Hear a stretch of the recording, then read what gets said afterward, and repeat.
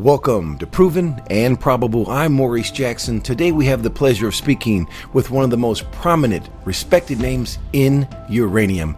Joining us for a conversation is Mr. John Dejoia, Director at Strathmore Plus Uranium, with a continued focus on uranium exploration, development, and production.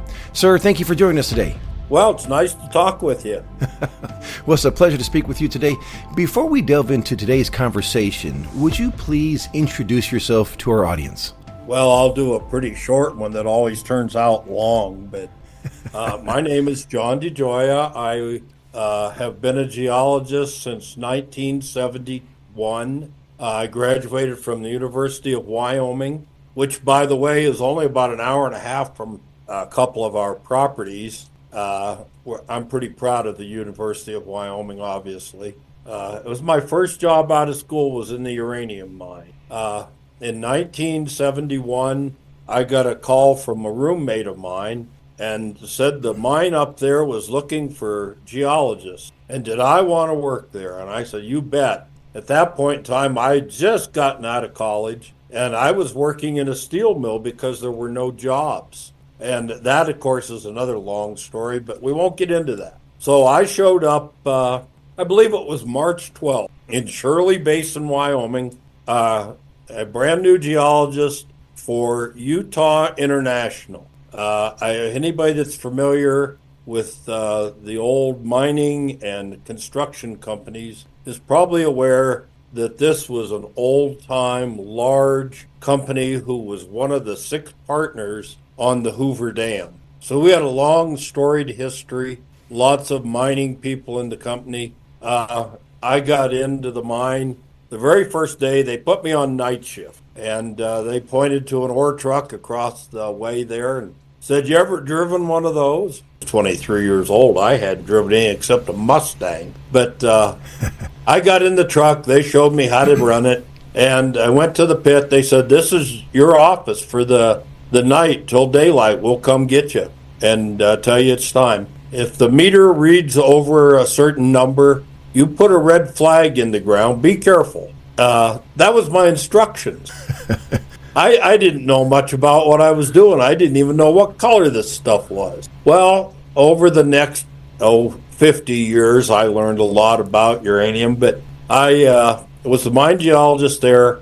I then went over to Green Mountain to do a special project for the company after about 10 years in Shirley and nearly 20 million pounds of uranium mined, and worked on that. And then I took a job with Federal American Partners in the Gas Hills, and that was a partnership between Federal and American Nuclear, and we were partnered with Tennessee Valley Authority, and I'm sure most everybody realizes they were a pretty big name in the nuclear industry. Well, I worked out there for, till the mid-late 80s. Then as most people are aware, the uranium mining pretty much died out. Well, my wife said, what are you going to do now? I said, really don't know. But I got into nuclear remediation with a company. And then I was able to get back into the Gas Hills and Riverton area shortly thereafter. And I did the UMTRA, Uranium Mill Tailings project that I had designed when things were shutting down. I got on there, worked UMTRA for a while. I then was working for Morrison Knudsen, and I got transferred over to Los Alamos National Laboratory, to INEEL, Idaho National Engineering Lab. Worked there for a while, then I got transferred down to Los Alamos National Lab. I did nuclear remediation there. I even did the decontamination and decommissioning of a small reactor for the lab. So when you say you've done a lot of different things in the industry, they're right. I've worked from geology, engineering, land, title, environmental, did a lot of permitting, clear up through decontamination and decommissioning. I also worked on the Department of Energy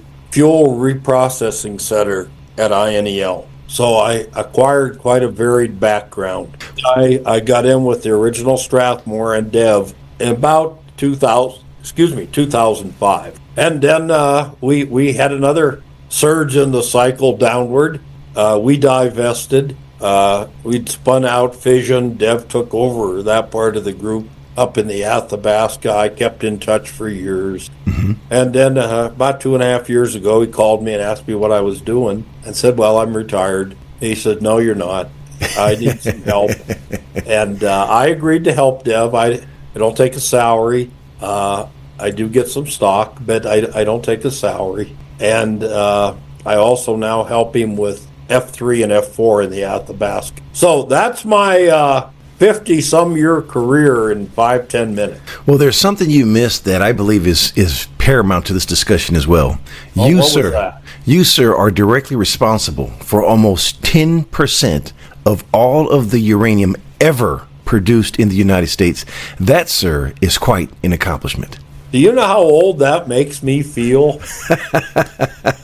I never thought of it in that way. But, I was fortunate. I got out of school, got into the industry, was the mine geologist for one of the big producers, Utah International. And, of course, they changed ownership over the years. I wasn't with them after the second change. I was with Federal American, but I was very fortunate. I had 10 good years of production in one of the best ore bodies that was out there. I also was fortunate to be able to study and excavate. Now, I don't think anybody's done that. A previously solution mined area. This was the first commercial solution mining in the United States for uranium.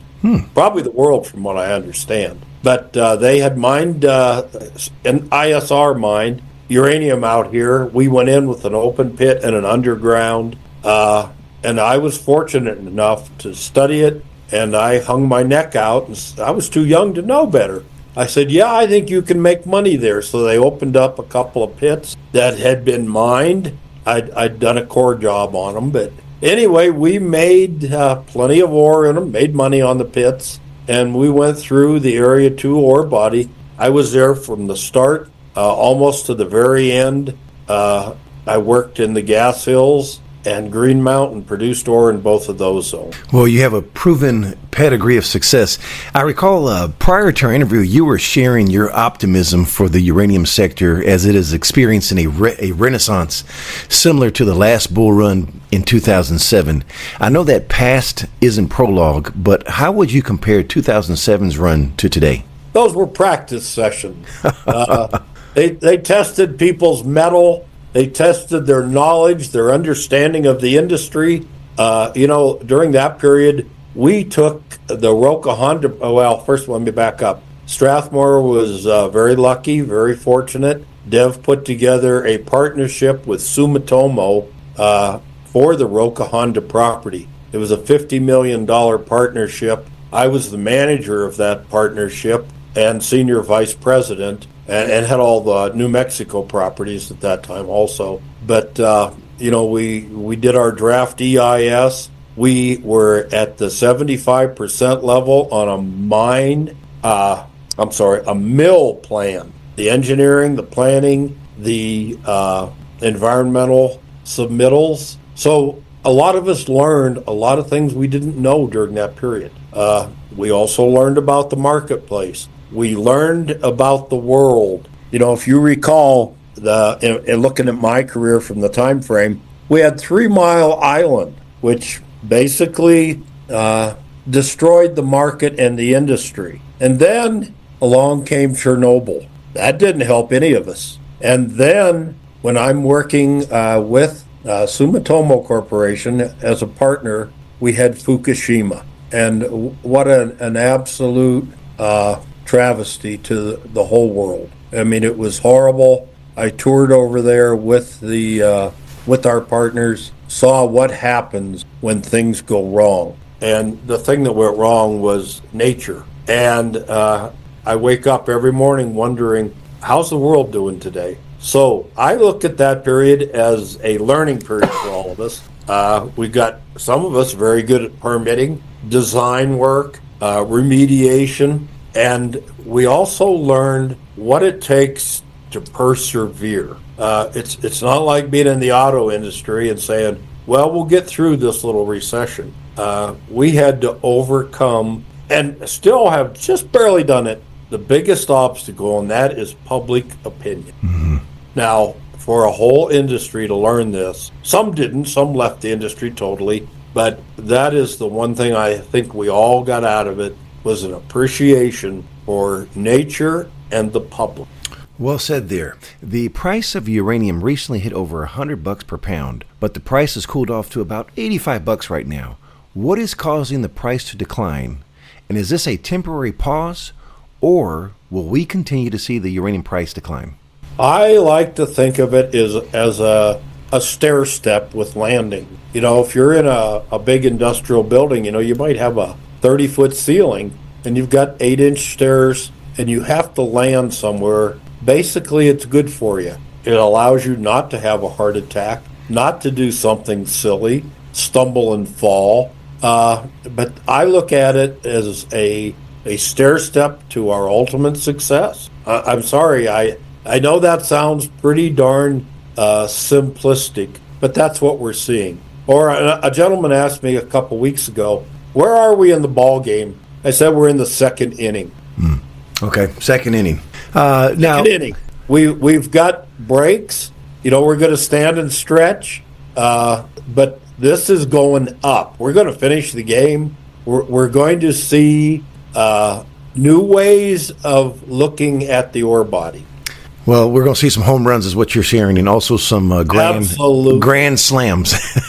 Somebody, well, you know, we have to build these things. And right now, you know, okay, well, let's say it went to $200. Well, it wouldn't significantly affect today's production. Interesting. Can you expand on that for us? Pardon? Can you expand on that for us? Yes, I'd be happy to. We're not ready there. We don't have the mines. A lot of them aren't permitted, or even if they are permitted, they've been closed, so they have to reopen. And that takes some time and effort. Now, I think by 28, we're going to see a robust industry get going. But that's almost around the corner.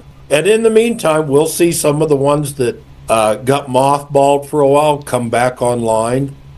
We may even see a new one that's further along in their permitting process. Now, from a 30,000-foot viewpoint, what are some of the fundamentals that have your attention in the uranium sector that we should be paying attention to? Well, this is pretty easy. I feel bad to do this to you. I always said grade is king. I have to modify that. Excuse me. Grade is king, but the ore body is king. I have now immersed myself more in ISR, and I like the greater thicknesses even more than I like the greater grade. The thickness is a big help. So I have to say the ore body. And the second is the jurisdiction where that material is located. Well, speaking of that, you know, the U.S. Department of Energy has been a big supporter of the nuclear industry. Many of us are familiar with the Athabasca Basin in Canada, and rightfully so. But many speculators, in my opinion, are overlooking the propositions in the United States. Could you share with us what are some of the top jurisdictions for uranium production in the U.S.? Well, the top jurisdiction from a purely resource standpoint is still New Mexico. We've got tremendous ore bodies out here, but the economics aren't there, and more importantly, the political stance of the residents isn't there. So, you know, I look at New Mexico as taking a lot of work, and it'll take the whole 4 years before we change anybody's mind here. So, having said that, what's the next best place? Well, from an ore body standpoint, I still put it back in Wyoming. Texas is good from a standpoint of acceptance by the public and ability to get the permitting done, but Wyoming has the acceptance by the public and the good ore body. And I feel confident saying ore body. I know that's a verboten term now, but these things are So the top three, sir, again, are New Mexico, but the jurisdiction for mining there isn't too friendly. And then we have Wyoming and Texas, which both have friendly mining jurisdictions. Is that correct? Yes, I have to put Wyoming at the top of anybody's list. It's doable. The public is there for you. The environmental conditions are such that you'll be able to mine them. And that is a big plus. It certainly is. And speaking of Wyoming, sir, you're a director at Strathmore Plus Uranium, which is located in Wyoming and has an award-winning board of directors and management team. For someone new to the investment proposition, please introduce us to Strathmore Plus Uranium. Well, this one's pretty easy. Dev Randhawa is our CEO. And I can't put this any simpler than saying, I call him Mr. Uranium. I don't know of anybody that's done more for the industry as an individual. He knows where to be. He knows how to put it together. He knows how to advance a project. Yeah, He's learned a lot in 30 years that I've known him. That's a heck of a compliment to him. The rest of our board, very capable. Jeremy Wiebe, Jordan Potts, myself, obviously. These gentlemen both have lots of experience in the private sector and investment type activities, stock, good, solid people. Can't say enough good about. And then there's our Vice President of Exploration, Terrence Osier. And I'll kind of cover Terrence. He fits into how we got our properties. Well, speaking of your properties, Strathmore has 3 highly prospective projects. Can you provide us with a brief overview on each one? I don't know if I can give you a brief one, but I'll hit them on as briefly as I can. The floor is yours. All right. I don't want to run out of time on you. I talk too much. When Dev called me 2.5 years ago, he says, John, you need to get back to work. You're the only one out there that's done this. And I said, okay, but I don't want to be an employee. I don't want a salary. I don't want to have to put in for vacation or anything like that. He says, okay, then you need to find me a geologist. And I said, let me think about it. And then he followed that with, and property. And I thought, boy, you're making it a little difficult here. And I got to thinking, and Terrence worked for us at the original Strath and up in Wyoming. He was based out of Riverton, Wyoming. So I got hold of Terrence and said, would you be willing to do this? He said, yeah, I think that'd be fun. I said, great. And I said, we need to get some properties, and I've been thinking about Beaver Rim as the first one I'd want to get. And he kind of laughed, and he said, I have some of the old Strathmore properties in a LLC that I hold right now. And I said, oh gosh, Terrence. Anyway, I told Dev. Dev called Terrence. They worked out the details. Terrence brought Beaver Rim in and became our vice president in charge of exploration. Beaver Rim is just south of the Gas Hills. Like I said, I was Federal American Partners chief geologist for several years and then became their director of technical services. We had a shaft right next to Beaver Rim, just down southwest of us. American Nuclear had an old shaft in an old mining area. We had the Muskrat, UPZ, Blackstone Group, and the Bus Russ just down at the bottom of Beaver Rim. When I worked in the Gas Hills, we were never allowed to spend money up on Beaver Rim to see what was up there. Nobody wanted to do it. We had almost 50 million pounds in the Gas Hills. There was no reason to go up there. Anyway, when we had Strathmore, we did some drilling.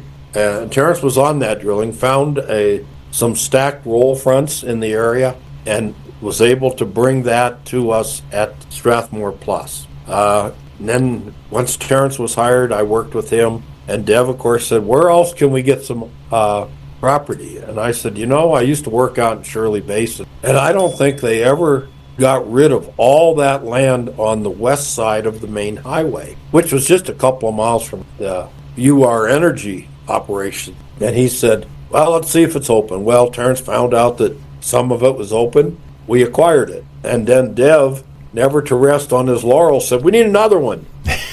And I had to really pull my hair on this one. I said, geez, everything's taken. And we didn't want to buy properties. We wanted to add to the inventory in the world. And anyway, I got to thinking, and there was a property called Night Owl. It was owned by an old gentleman. He and his wife had it. And one day I was in the mine there at Shirley Basin, and my mentor came down, Mac Tilley, and said, John, there's a guy here that doesn't know how to get his rig to his property. I said, how can that be if it's his property? He says, John, just come down and meet him. So I did, and I understood he was pretty old. And anyway, I took him out through the ranch up there, got him to the property, And during the summer, he invited me up to have a steak cookout with him. And I went up there and learned a little bit, but not much. Well, it turns out after Terrence and I talked about it, he said, you know, John, it looks like that was dropped in the mid-'80s when things went down and never picked up. I said, great, let's get it.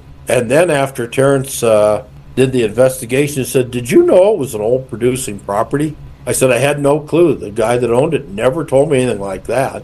He says, yeah, they produced like 100 tons of 2,400% U3O8. I said, wow, let's get it. We did.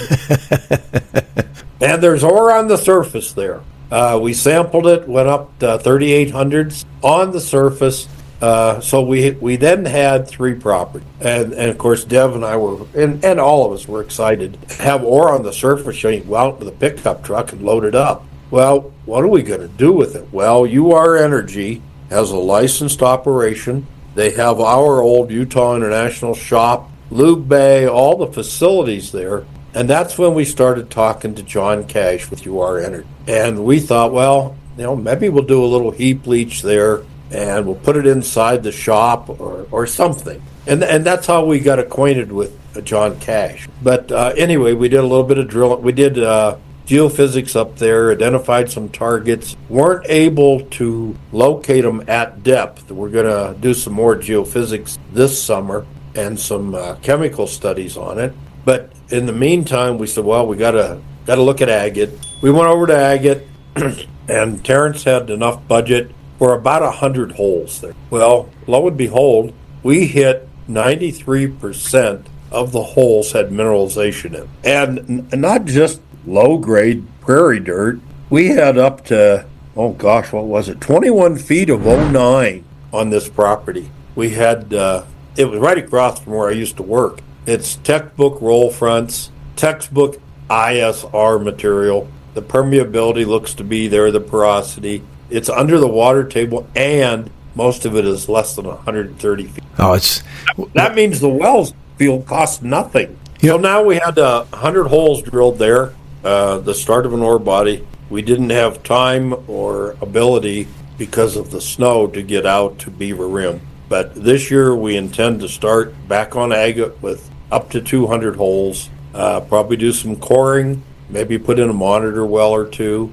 Then we'll move to Beaver Rim, and it's a lot deeper up there. It's up to 1,200 feet deep. But the grades we're hoping are higher.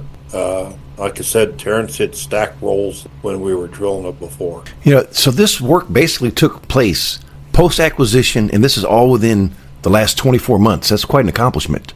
Oh, yeah. We've been busy. You know, there's no rest for the weary here. Now, you referenced that you have UR Energy close by, and they're a producer. They signed an LOI recently with Strathmore. Can you walk us through the significance of the letter of intent and why you think they chose Strathmore? Well, they didn't choose Strathmore. We pretty much chose them.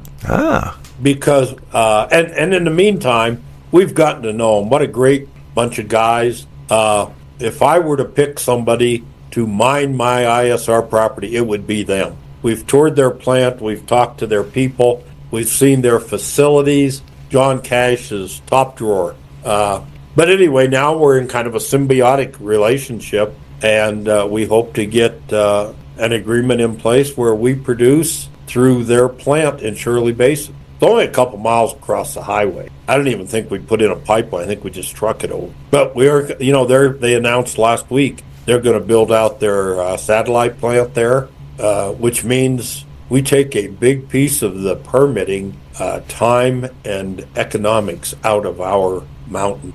Well, this is a big feather in your cap there for Strathmore. Certainly is. It's good for them too. We will allow them to even out their production. You know, having been in the mine, that's one of the biggest problems. You know, 1 month you've got high grade coming in, and the next month you're wondering what you're going to feed. It's nice to have somebody across the highway and say, start trucking. There you go. So to put this in some perspective for us here, Strathmore's projects are in the right jurisdiction, at the right time, with the right team, whose projects have been validated by a uranium producer in UR Energy. What can speculators look forward to over the next year? Well, I think they can look forward to our fairly aggressive drill program at Agate and at Beaver Rim. That would be the first thing I would say. Watch our results and then watch our planning. See where we're going. We're talking about starting baseline work for environmental work studies so that we can proceed to a design and an EIS on the mine site. Now, typically, what steps are needed to take the projects into production, and what is the time frame associated with these type of assets?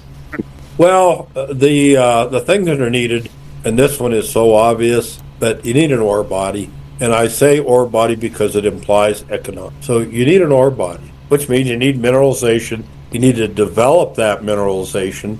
You can't do it in 1 week of drilling. You need to get the drilling, analyze your results, plan your new drilling, do that new drilling, again, analyze the results, and until you get to a point where you think you can confidently produce a resource for the project. And at this point in time, you're talking economics, an ore body. So I won't get in trouble for saying that. So now you have an ore body. What are you going to do with this ore body? We can't just start digging like we used to. Well, you have to do the environmental baseline. And some of this work requires a year of background data. So in other words, at the end of this year, we drill the wells. It's another year before we have enough data to submit for a permit. So it's a process. You've got to do all the baseline.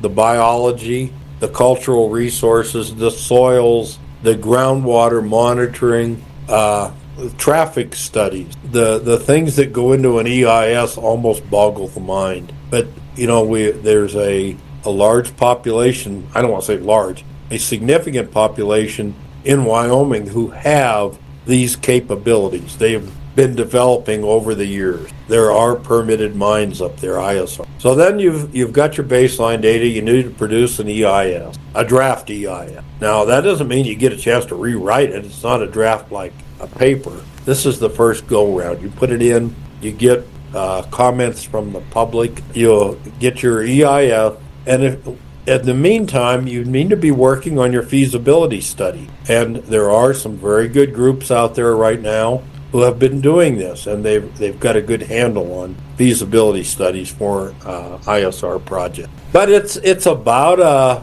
5 to 7 year process. Now, obviously, convention mining is a little longer. ISR, like we're going to do, is probably a little bit shorter because part of the process and the permitting has been done, or will have been done by the folks across the road, and we can tag into their permit in some fashion.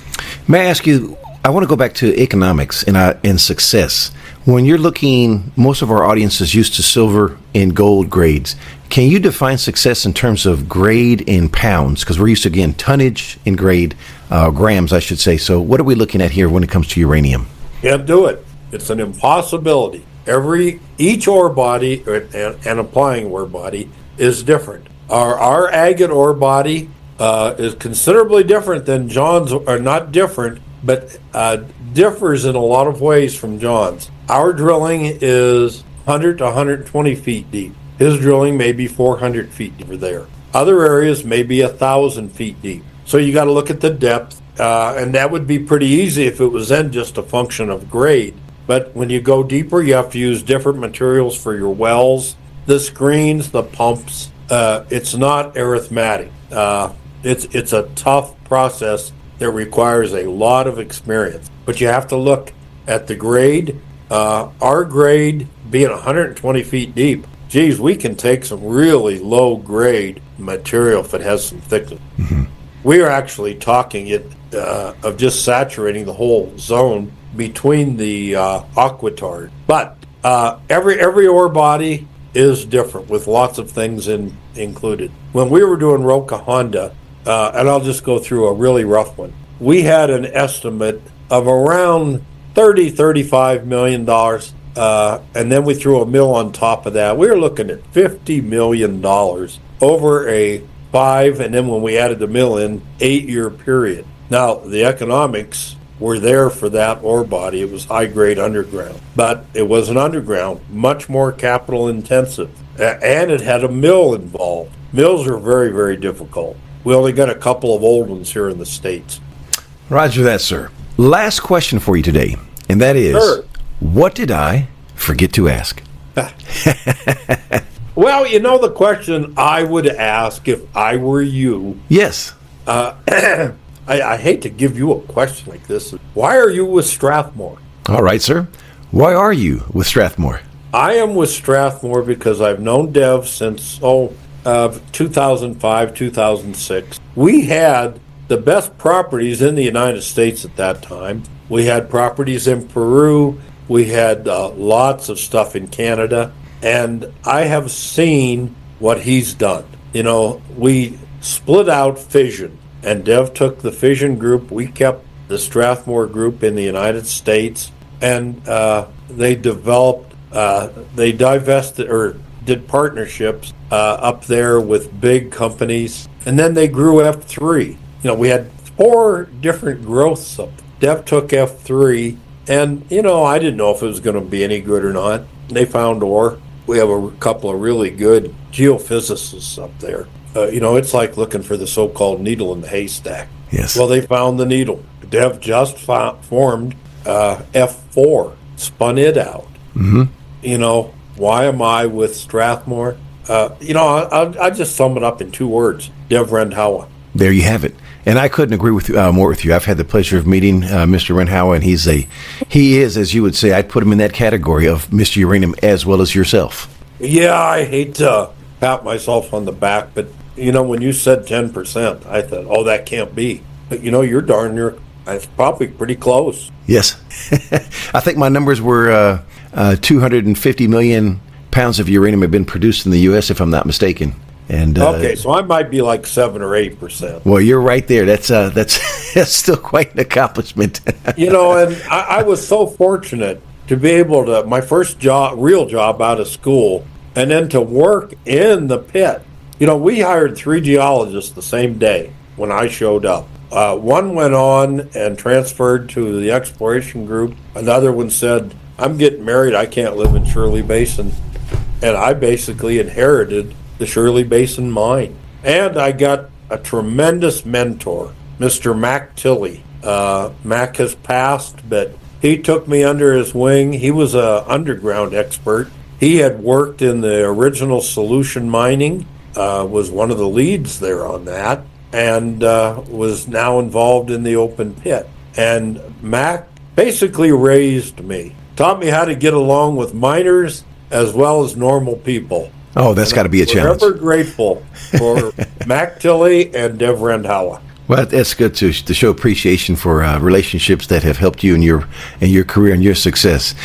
Ladies and gentlemen, for more information regarding Mr. Dejoia and Strathmore Plus Uranium, please visit the website strathmoreplus.com. Sir, it's been a pleasure speaking with you. Wishing you and Strathmore Plus Uranium the absolute best, sir. Well, thank you very much. It's been a joy.